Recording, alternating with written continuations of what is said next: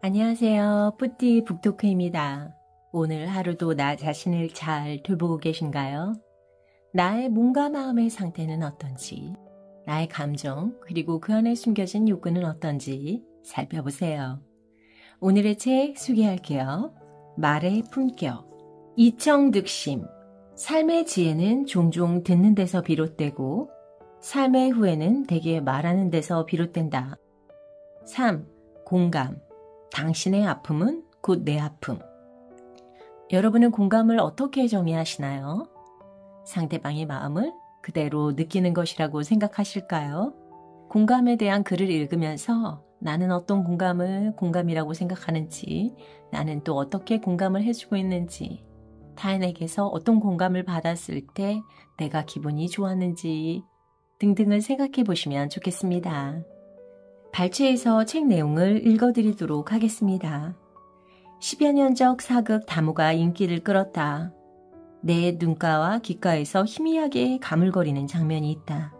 남자 주인공은 여자 주인공의 상처를 치료하면서 덤덤한 목소리로 아프냐? 나도 아프다 라고 말한다. 시청자 중 상당수가 이 대목에서 탄성을 질렀다. 이게 바로 공감이고 소통이 아닐까? 상대의 마음속으로 들어가 상대가 느끼는 아픔을 느끼고 또 상대의 입장과 시선으로 사물과 현상을 바라보는 자세야말로 소통의 정수가 아닐는지. 공감은 한국인 특유의 정과 유사한 감정의 무늬를 지닌다. 사실 정은 영어로 번역하기 모호한 단어이다. 외국인이 이해하기 쉽지 않은 맛깔스러운 정서가 배어있는 까닭이다. 여러분은 공감에 대해서 어떤 생각을 하시나요? 비슷한 감정으로 혹시 동정이란 것이 떠오르실까요? 그러나 공감과 동정은 결이 다른 감정이랍니다. 그에 대한 부분도 읽어드릴게요. 동정과 공감은 우리 마음속에서 전혀 다른 맥락의 생성 과정을 거친다. 타인의 고통을 자신의 고통처럼 느끼는 감정이 마음속에 흐르는 것이 공감이라면 남의 딱한 처지를 보고 안타까워하는 연민이 마음 한구석에 고이면 동정이라는 웅덩이가 된다. 웅덩이는 흐르지 않고 정체되어 있으며 깊지 않다. 동정도 매 한 가지다. 누군가를 가엽게 여기는 감정에는 자칫 본인의 형편이 상대방보다 낫다는 얄팍한 판단이 스며들 수 있다. 그럴 경우 동정은 상대의 아픔을 달래기는커녕 골물대로 골물상처에 소금을 끼얹는 것밖에 안 된다. 여러분은 어떤 생각이 드시나요?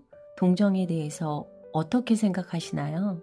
우리가 타인의 동정을 받을 때는 기분이 좋지 않죠. 본인의 형편이 상대방보다 낫다라는 그 판단이 있기 때문에 우리는 동정을 받을 때 기분이 좋지 않은 거였다. 이런 깨달음을 주었네요. 계속해서 읽어드릴게요. 공감은 연민이나 측은지심보다 인과 가깝다고 나는 생각한다. 이는 사람인의 두 이를 더해서 만든 한자다. 여기에는 단순히 마음 씀씀이가 야박하지 않고 인자하다는 뜻만 있는 게 아니다. 천지 만물을 한 몸으로 여기는 마음가짐 혹은 그러한 행위까지 내포한다. 그래서 일찍이 공자는 인을 인간이 지녀야 하는 가장 기본적인 덕목으로 간주했다.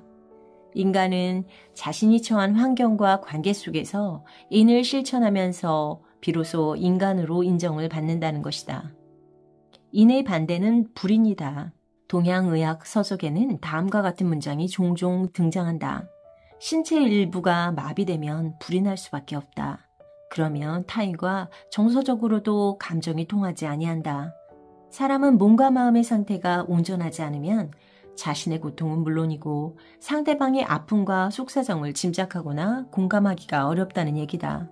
전방위적 지식인으로 불리는 한나 아렌트는 여기서 한 발 더 나아가 타인에 대한 공감 능력을 상실한 메마른 가슴에 악이 깃들 수도 있다고 경고한다.